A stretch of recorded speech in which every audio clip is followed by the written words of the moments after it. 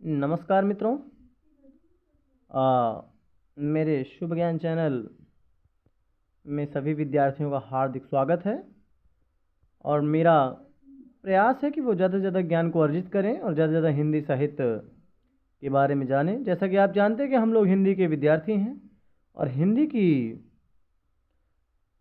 विशेष रूप से जानकारी हम लोग को बहुत ही महत्वपूर्ण है हम लोग के लिए। ये कहते हैं कि हिंदी का विकास कैसे हुआ, तो आप यहाँ से देख सकते हैं कि वैदिक संस्कृत से लौकिक संस्कृत निकली, जो नॉर्मली सामान्यतः संस्कृत है। उस संस्कृत से आप देख सकते हैं कि यहाँ पर प्राकृत लिखी है। प्राकृत को ही पाली कहते हैं। हाँ जी। और प्राकृत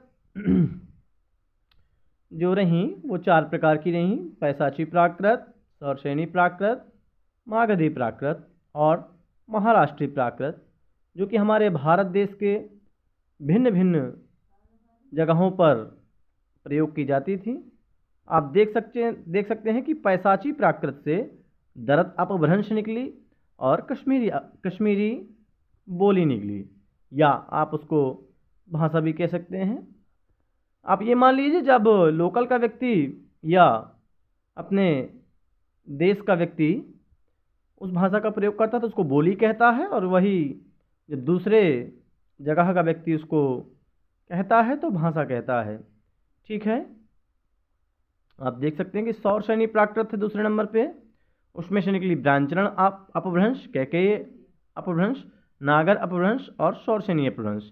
देखिए, ऐसा है कि अपभ्रंश और प्राकृत बताने का मेरा तात्पर्य ये है कि देखिए, जब आप हिंदी साहित्य पढ़ेंगे या हिंदी साहित्य का इतिहास पढ़ेंगे तो उसमें आपको प्राकृत भाषा के पद्य और आपको सौरसेनी भाषा के पद जगह जगह मिलेंगे, और अपभ्रंश भाषा के पद भी आपको जगह जगह मिलेंगे, जिससे आपको जो आपका संदेह होगा वो दूर रहेगा। तो इस प्रकार से जो ब्रांचरण अपभ्रंश से निकली वो सिंधी है, कैके अपभ्रंश जो निकली वो लहदा है, और नागर अपभ्रंश जो निकली उसे गुजराती कहते हैं, और सौरसेनी अपभ्रंश बसता है। उसके अंतर्गत पश्चिमी हिंदी, पंजाबी हिंदी, राजस्थानी हिंदी और पहाड़ी हिंदी। आप देख सकते हैं कि जो है पश्चिमी हिंदी के अंतर्गत बांगरू, ब्रज, खड़ी बोली, बुंदेली बोली, कन्नौजी बोली, ये सारी बोलियां आती हैं। यदि हमारे बीच में कहीं क्वेश्चन आता है, प्रश्न आता है कि खड़ी बोली किस हिंदी के अंतर्गत आती है, तो खड़ी बोली पश्चिमी हिंदी के अंतर्गत आती है। और यदि कोई पूछे कि पश्चिमी हिंदी किस अपभ्रंश से निकली है, तो आप उसमें बता सकते हैं कि पश्चिमी हिंदी सौरसेनी अपभ्रंश से निकली है।